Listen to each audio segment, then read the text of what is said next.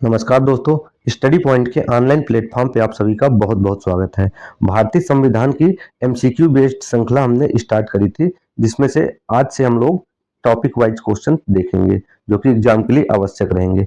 और आज के जो टॉपिक होंगे तो भारतीय संविधान की प्रस्तावना और दूसरा टॉपिक रहेगा भारतीय नागरिकता, जिनसे क्वेश्चन एग्जाम में बनते हैं।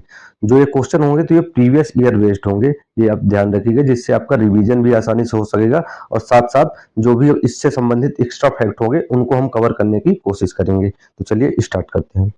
पहला क्वेश्चन है, भारतीय संविधान की प्रस्तावना में समाजवादी शब्द कब जोड़ा गया? ऑप्शन है 1950 में, ऑप्शन बी है 1956 में, 1976 और 1980। जो इसका सही उत्तर है वो 1976 है। ठीक है, यानी ऑप्शन सी इसका सही उत्तर है। तो जो 42nd अमेंडमेंट हुआ था, कॉन्स्टिट्यूशनल अमेंडमेंट, इसमें ही समाजवादी शब्द जोड़ा गया था। और जो 42वां संविधान संशोधन है, ये एकमात्र बार जो यानी एक बार जो प्रस्तावना में संशोधन हुआ है, ये 42वां संविधान संशोधन है। ये भी आप याद रखिएगा। ठीक है, चलिए अगला क्वेश्चन देखते हैं। अगला क्वेश्चन है कि प्रस्तावना में धर्मनिरपेक्ष शब्द किस संशोधन द्वारा जोड़ा गया? ऑप्शन 42वां संविधान, 24वां संविधान संशोधन, 42वां संविधान संशोधन, 44 संविधान संशोधन और 52वां यानी 52 संविधान संशोधन। ठीक है, तो जो इसका सही उत्तर है, तो अभी जो हमने पीछे देखा था कि 42वां संविधान संशोधन, ये इससे संबंधित धर्मनिरपेक्षता भी है, जिसमें जो प्रस्तावना में जोड़ा गया था। तो अगर हम देखें तो इसमें समाजवाद, समाजवाद, धर्मनिरपेक्षता या पंथ निरपेक्षता, पंथ निरपेक्षता और अखंडता, ये तीन शब्द, अखंडता, ये तीन शब्द जोड़े गए थे कॉन्स्टिट्यूशन में, किसमें? प्रस्तावना में 42वें संविधान संशोधन द्वारा। ये याद रखिएगा। 24वां संविधान संशोधन इंपॉर्टेंट है क्योंकि इसमें संसद को शक्ति दी गई थी। संसद को शक्ति की कोई भी संविधान संशोधन संसद कर सकती है, मतलब कहीं किसी में भी संशोधन कर सकती है। ये कब हुआ था? 1971 में। इससे संबंधित एक केस है कि गोलकनाथ केस हुआ था 1967 में, जिसमें से कहा गया था कि संसद को मौलिक अधिकारों में संशोधन करने का अधिकार नहीं है, तो 24वां संविधान संशोधन करके सरकार ने इसको अपने फेवर में कर लिया था। इसके बाद केशवानंद भारती मामले में फिर यह मामला बदला था और मूल ढांचे की भावना आई थी कि मूल ढांचे के केस में आप संशोधन नहीं कर सकते। ठीक है, तो यह याद रखिएगा। 44वां संविधान संशोधन संपत्ति अधिकार से संबंधित है। संपत्ति का अधिकार, जो कि पहले मौलिक अधिकार था, इसको मौलिक अधिकार से हटा करके विधिक अधिकार बनाया गया था। और 52वां संविधान संशोधन दल बदल से संबंधित है, तो ये आप याद रखिएगा। ठीक है, है कि भारतीय संविधान की प्रस्तावना किससे प्रेरित है? इससे बहुत क्वेश्चन बने हैं, याद रखिएगा। ठीक है, तो जो भारत के संविधान की प्रस्तावना है, तो ये अमेरिका से प्रेरित है। बहुत इंपॉर्टेंट है। ये जो हम बोलते हैं we the people of India, तो ये कहाँ से लिया गया है? अमेरिका से। ये इंपॉर्टेंट है। अगर लैंग्वेज पूछता है यानी भाषा पूछता है कि भाषा कहाँ से ली गई है प्रस्तावना की, तो ये ऑस्ट्रेलिया से। ये भी क्वेश्चन बना है, ये याद रखिएगा। साथ ही जो प्रस्तावना में स्वतंत्रता, समानता और बंधुत्व की भावना लाई गई है, खासकर बंधुत्व का भाव जो आया है, तो ये फ्रांस से आया है। ये भी याद रखिएगा, इंपॉर्टेंट है तीनों। तो अगर संविधान की प्रस्तावना किससे प्रेरित है पूछा गया, तो अमेरिका से। साथ ही पूछा गया कि जो हम भारत के लोग कहा गया, तो वो कहां से लिया गया है, तो अमेरिका से लिया गया है। जो संविधान की प्रस्तावना की भाषा है वो ऑस्ट्रेलिया से ली गई है। साथ ही बंधुत्व और स्वतंत्रता और समानता का जो आदर्श है, ये फ्रांस से लिया गया है। ये भी इंपॉर्टेंट है, याद रखिएगा। ठीक है, अगला क्वेश्चन है कि प्रस्तावना में भारत को किस रूप में वर्णित किया गया है? ऑप्शन है संघीय राज्य, लोकतांत्रिक गणराज्य, संसदीय राज्य या कि एकात्मक राज्य। तो जो भारत प्रस्तावना में भारत को वर्णित किया गया है, तो लोकतांत्रिक गणराज्य के रूप में वर्णित किया गया है, जिसका मतलब होता है कि जो भारत का सर्वोच्च नागरिक है, यानी जो भारत का राष्ट्रपति है, वो निर्वाचित होगा। ब्रिटेन की तरह यहाँ पे राजतंत्रात्मक व्यवस्था नहीं है। सर्वोच्च जो शासक है यानी कि राष्ट्रपति के केस में नहीं है। तो लोकतंत्रात्मक गणराज्य प्रस्तावना में वर्णित किया गया है। ठीक है, याद रखिएगा। छोटे छोटे टर्म से ये याद रखिएगा क्योंकि छोटे छोटे टर्म से क्वेश्चन प्रस्तावना में बने हैं। ठीक है, जो प्रस्तावना में अगला क्वेश्चन है कि प्रस्तावना में सार्वभौमिक का अर्थ क्या है? यानी जो सार्वभौम है, इसी को संप्रभु भी कहा गया है। संप्रभु, जो कि प्रस्तावना में संप्रभुता का उल्लेख किया गया है। तो जो सार्वभौमिक है, इसका अर्थ क्या है? तो इसका अर्थ है कि बाहरी नियंत्रण से मुक्त होना। तो ऑप्शन डी इसका सही उत्तर है। यानी जो आंतरिक, आंतरिक प्लस बाह्य निर्णय लेने की जब स्वतंत्रता होती है, तो इसे ही संप्रभुता कहते हैं, याद रखिएगा। ठीक है, तो यानी बाहरी नियंत्रण से मुक्त इसका सही उत्तर होगा। अगला क्वेश्चन है कि प्रस्तावना में कितने प्रकार के न्याय का उल्लेख किया गया है। तो ये याद रखिएगा कि न्याय कितने प्रकार की बात की गई है प्रस्तावना में, समानता कितने प्रकार की दी गई है, स्वतंत्रता कितने प्रकार की दी गई है, बार बार क्वेश्चन बनता है। तो न्याय कितने प्रकार के दिए गए हैं, तो 3 प्रकार की न्याय, यानी ऑप्शन बी इसका सही उत्तर होगा। कौन कौन से न्याय की बात की गई है प्रस्तावना में, याद रखिएगा। सामाजिक सामाजिक न्याय की बात की गई, जिसमें से कहा गया है कि सामाजिक रूप से भेदभाव नहीं होगा। सामाजिक, राजनैतिक,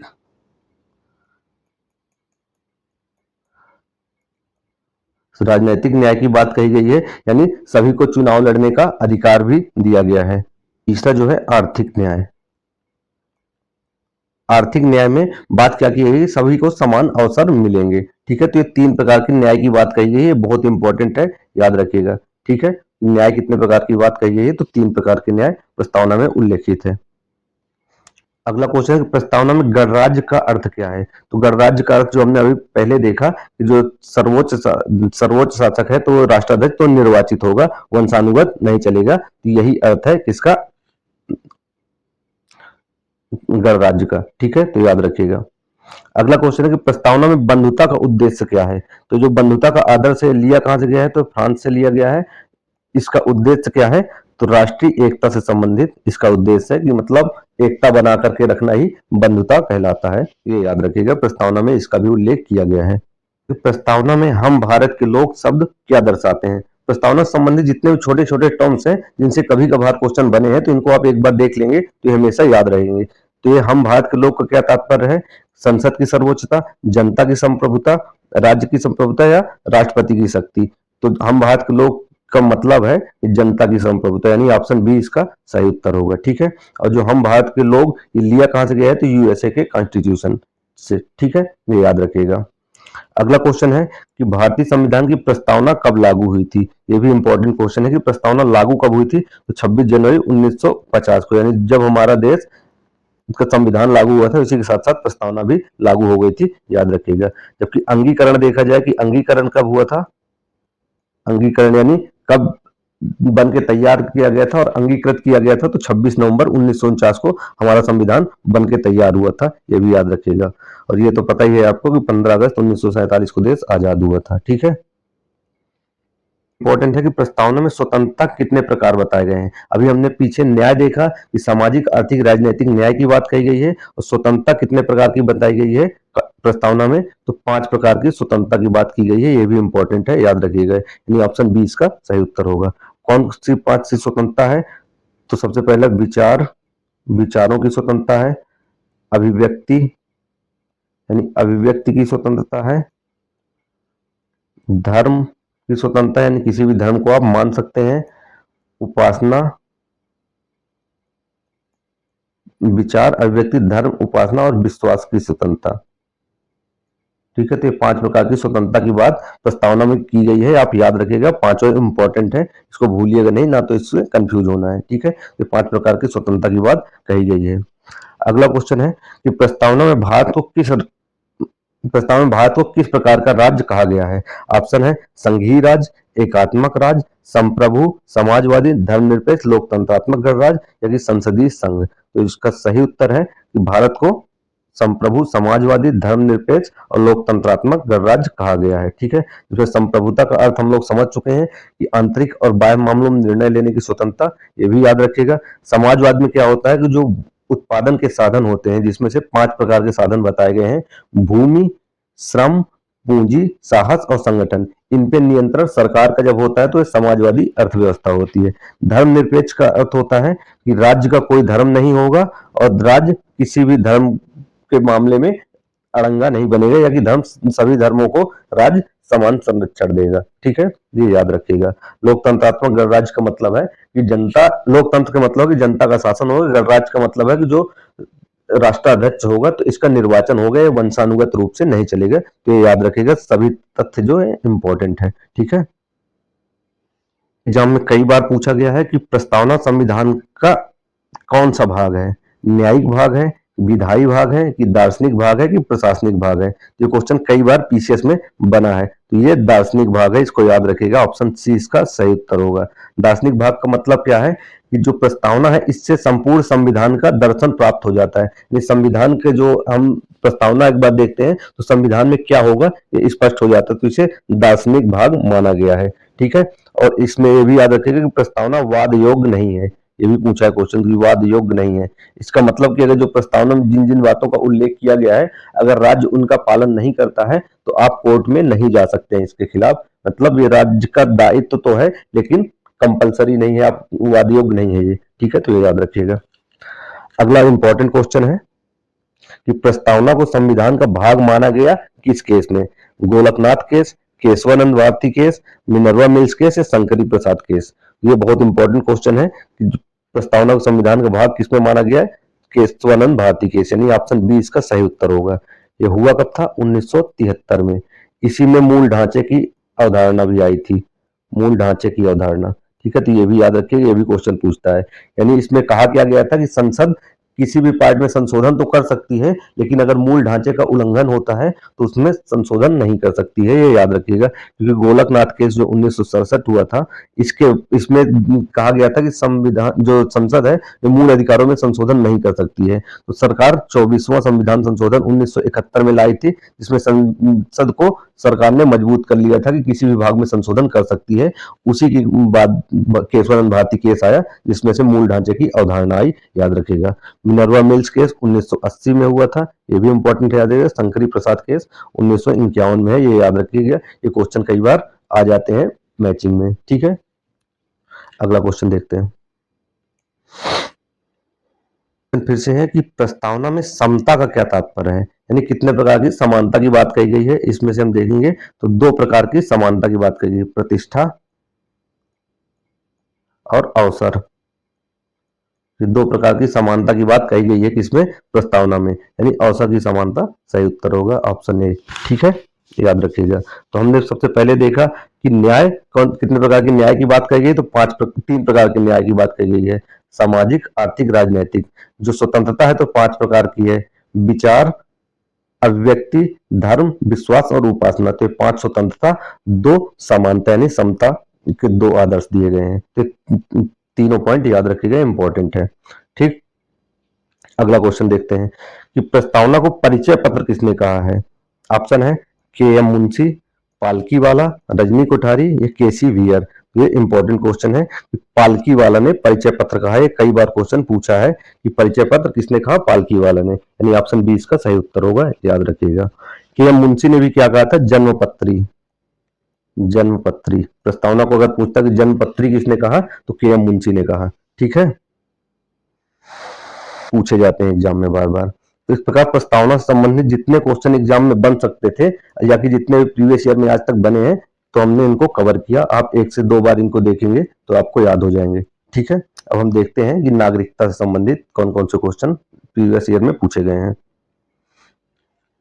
जो पहला इंपॉर्टेंट क्वेश्चन है कि भारतीय संविधान में नागरिकता का प्रावधान किस भाग में किया गया है? तो भाग से संबंधित पूछा है। कितने भाग है संविधान में? तो 22 भाग इस समय है। ये याद रखिएगा कि संविधान में 22 भाग हैं। तो जो नागरिकता का प्रावधान है तो ये भाग 2 में किया गया है, यानी ऑप्शन बी इसका सही उत्तर होगा। ठीक है, अनुच्छेद की बात करें तो अनुच्छेद 5 से लेकर के 11 में नागरिकता से संबंधित प्रावधान किए गए हैं। भाग 1 को अगर हम देखते हैं तो भाग 1 में संघ और उसके राज्य क्षेत्रों की बात की गई है।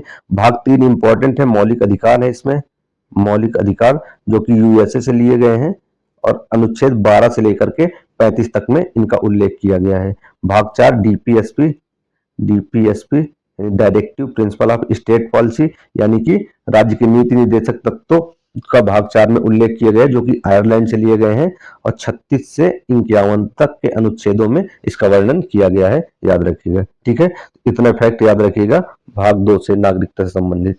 ठीक, अगला क्वेश्चन है कि भारतीय संविधान के अनुच्छेद 5 से 11 किससे संबंधित है? तो हमने अभी देखा कि 5 से 11 जो संबंधित है तो ये नागरिकता से संबंधित है, याद रखिएगा।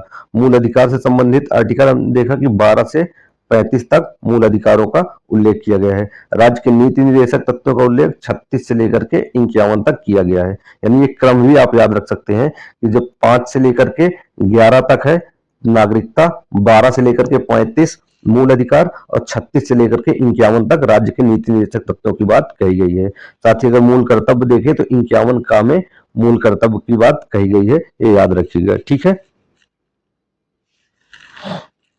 इंपॉर्टेंट है, एग्जाम में बार बार पूछे गए हैं किसी न किसी रूप में। ठीक, अब अगला क्वेश्चन देखते हैं। भारत में एकल नागरिकता की व्यवस्था किस देश से ली गई है? यानी भारत में जो नागरिकता का प्रावधान है कैसी है? एकल नागरिकता है, यानी हम अलग अलग राज्य में रहते हैं तो अलग अलग नागरिकता की जरूरत नहीं है, हमारी एक ही नागरिकता काम करती है। ठीक है, तो ये ली कहां से गई है एकल नागरिकता का प्रावधान? तो ये ब्रिटेन से लिया गया है, जहां से हम विधि का शासन भी लेते हैं। ऑप्शन बी इसका सही उत्तर होगा। ठीक, अमेरिका में देखा जाए तो यहाँ दोहरी नागरिकता चलती है, स्टेट के लिए अलग नागरिकता और जो सेंट्रल है, सेंटर के लिए अलग नागरिकता का प्रावधान है। कहाँ? यूएसए में, ये याद रखिएगा। में नागरिकता प्रदान करने का अधिकार किसके पास है? ये क्वेश्चन भी पूछा गया है बार बार। ऑप्शन है राष्ट्रपति, संसद, सुप्रीम कोर्ट या गृह मंत्रालय। तो जो नागरिकता प्रदान करने का अधिकार है तो संसद के पास है, याद रखिएगा। संसद के पास अनन्य शक्ति है नागरिकता से संबंधित, यानी कोई भी संशोधन करना है तो संसद ही कर सकती है, ये याद रखिएगा। भारतीय नागरिकता अधिनियम किस वर्ष पारित हुआ? ऑप्शन है 1949 में, 1950 में, 1955 में या 1962 में। तो जो भारतीय नागरिकता अधिनियम है ये 1955 में पारित हुआ है, यानी ऑप्शन सी इसका सही उत्तर होगा। इसमें से याद रखने वाली एक और बात है कि अभी तक 6 बार संशोधन हो चुका है, ये याद रखिएगा। ये पूछ सकता है एग्जाम में कि कितने बार अभी तक नागरिकता अधिनियम में संशोधन हो चुका है। जो सबसे पहला संविधान नागरिकता संशोधन हुआ था 1986 में हुआ था, 86 में, जिसमें से जन्म से नागरिकता के नियमों को कड़ा किया गया था। उसके बाद 1992 में हुआ था, 92 जिसमें से वंश के आधार पर नागरिकता संबंधित प्रावधान थे। उसके बाद 2003 में संशोधन हुआ, फिर उसके बाद 2005 में हुआ, उसके बाद 2015 में, और सबसे लास्ट में अभी 2019 में हुआ सीएए से संबंधित। ये 6 बार संशोधन हो चुका है नागरिकता में, नागरिकता अधिनियम में, ये याद रखिएगा। हो सके तो ये ईयर भी याद रखिएगा कब कब संशोधन हुआ है। ठीक है, इंपॉर्टेंट है। भारतीय नागरिकता प्राप्त करने के कितने तरीके हैं? ये भी क्वेश्चन कई बार बना है कि कितने तरीके से भारत में नागरिकता प्राप्त की जा सकती है। ऑप्शन है 3 तरीके से, 4, 5 या 6। जो इसका सही उत्तर है कि 5 तरीके से भारत में नागरिकता प्राप्त की जा सकती है, याद रखिएगा। यानी ऑप्शन सी इसका सही उत्तर होगा। पहला है कि जन्म के द्वारा, दूसरा है वंश के द्वारा, तीसरा है पंजीकरण द्वारा, चौथा देशीकरण, और पांचवा जो है क्षेत्र समावेश के द्वारा नागरिकता प्राप्त की जा सकती है। पांचों याद रखिएगा, पांचों इंपॉर्टेंट है। कौन कौन? कि पहला तो जन्म अगर भारत में हुआ हो, दूसरा वंश द्वारा, यानी कि आपके माता पिता में से किसी का भी जन्म अगर भारत में हुआ है तो आप नागरिकता प्राप्त कर सकते हैं। तीसरा पंजीकरण, यानी रजिस्ट्रेशन करवा करके कुछ साल, जो नियम है कि कुछ साल भारत में रहना पड़ेगा, वो नियम के द्वारा आप पंजीकरण द्वारा भी करवा सकते हैं। चौथा है देशीकरण द्वारा, यानी भारत की नागरिकता लेने के जो कुछ प्रावधान सरकार द्वारा बनाए गए हैं। और पांचवा है क्षेत्र समावेश, यानी किसी क्षेत्र को अगर भारत शामिल करता है अपने में तो वहां के नागरिकों को नागरिकता मिल सकती है, जैसे असम के केस में हुआ था। तो ये याद रखिएगा, बहुत इंपॉर्टेंट है, पांचों तरीके याद रखिएगा। पूछ सकता है इसमें से कौन सा तरीका नहीं है।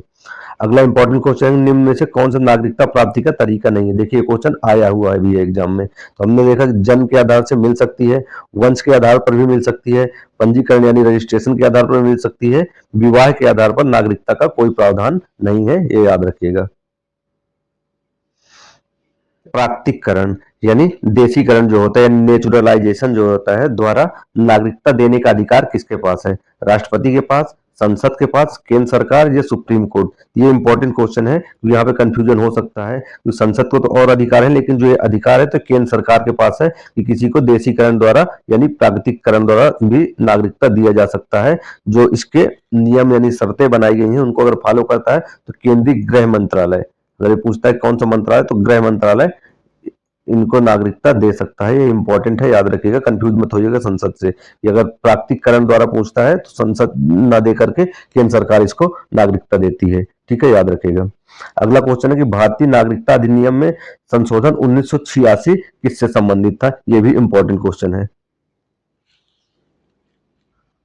तो हमने इसको पहले भी देखा है कि जो जन्म से संबंधित नागरिकता के नियम थे इनको कड़ा बनाया गया था 1986 संबंधित जो संशोधन हुआ था नागरिकता अधिनियम में। तो ये याद रखिएगा कि जन्म से नागरिकता संबंधित है, 1986 संबंधित है।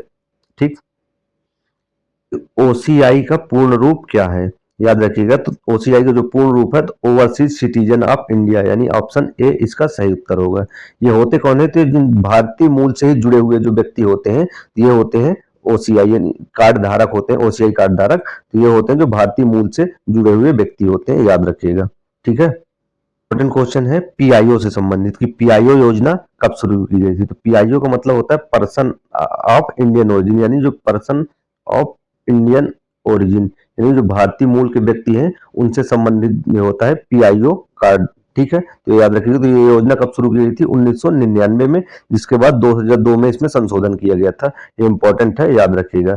इसमें क्या होता है, जो भारतीय मूल के व्यक्ति बाहर रहते हैं तो उनको इंडिया में आने के लिए वीजा देना आसान होता है यहाँ से, ताकि वो भारत में निवेश कर सके। तो पीआईओ योजना अगर है तो कब शुरू की गई थी? 1999 में। और 2015 में जो ओसीआई है और पीआईओ इनको मर्ज कर दिया गया था, ये भी याद रखिएगा। 2015 में इनका मर्जर हुआ था, ये इंपॉर्टेंट है, याद रखिएगा। ठीक। की नागरिकता किस प्रकार की है, ये भी इंपॉर्टेंट है। हमने पहले ही देखा कि भारत में एकल नागरिकता का प्रावधान है, जबकि यूएसए में द्वैध नागरिकता का प्रावधान है, तो ये याद रखिएगा। ठीक है। अगला क्वेश्चन इंपॉर्टेंट है कि नागरिकता समाप्त होने का आधार कौन कौन सा है, यानी इनमें से पूछा कौन सा आधार नहीं है, त्याग, समाप्ति, वंचन या निर्वाचन। तो जो इसका सही उत्तर है, निर्वासन का प्रावधान नहीं है, यानी निर्वासन के माध्यम से नागरिकता समाप्त होने का कोई प्रावधान हमारे संविधान में नहीं है। बाकी ये 3 प्रावधान किए गए हैं। ठीक है। त्याग का मतलब कि अगर स्वेच्छा से कोई त्याग देता है भारत की नागरिकता तो वो शामिल किया गया है। समाप्ति यानी कि इसके अगर दोहरी नागरिकता ले लेते यानी कहीं और की नागरिकता ले लेता है तो अपने आप समाप्त हो जाती है। वंचना यानी धोखाधड़ी से नागरिकता लिया हो या किसी दुश्मन देश की सहायता करते हो तो वंचित किया जा सकता है नागरिकता से। तो ये 3 आधार हैं जिनके आधार पर भारत का कोई व्यक्ति भारत का नागरिक नहीं रह सकता। ठीक है, तो ये याद रखिएगा, तीनों प्रकार इंपॉर्टेंट है। जो एग्जाम में 1 या 2 बार पूछा गया है कि नागरिकता अधिनियम 1955 में जो संशोधन हुआ था, हमने देखा था कि 6 बार संशोधन हुआ, तो जो संशोधन 2003 में हुआ वह किससे संबंधित है? एनआरसी से, ओसीआई से, पीआईओ से कि मतदान से? जो 2003 में संशोधन हुआ था तो ओसीआई से, यानी ओवरसीज सिटीजन ऑफ इंडिया संबंधित जो कार्ड जारी किए गए थे 2003 में पहली बार जारी किए गए थे। ये याद रखिएगा, ये क्वेश्चन पूछा गया है एग्जाम में। ठीक, अगला क्वेश्चन देखते हैं। अगला क्वेश्चन है कि भारत में दोहरी नागरिकता पूर्णतः मान्य है, आंशिक मान्य है, मान्य नहीं है, राज्यों में मान्य है? तो हमने अभी देखा है, क्वेश्चन 2-3 बार रिपीट हो चुका है। तो भारत में एकल नागरिकता का ही प्रावधान है, ये याद रखिएगा। ठीक है, अगला क्वेश्चन देखते हैं। अगला क्वेश्चन है कि नागरिकता से संबंधित जो कानून बनाने का अधिकार है वह किसके पास है? संसद के, राज्य के, राष्ट्रपति के कि न्यायालय के? तो जो नागरिकता से संबंधित कोई भी कानून बनाएगा तो वो संसद ही बनाएगा, ये याद रखिएगा, यानी ऑप्शन ए इसका सही उत्तर होगा। ठीक है, ये रिपीटेड क्वेश्चन है जो बार बार एग्जाम में पूछे जाते हैं।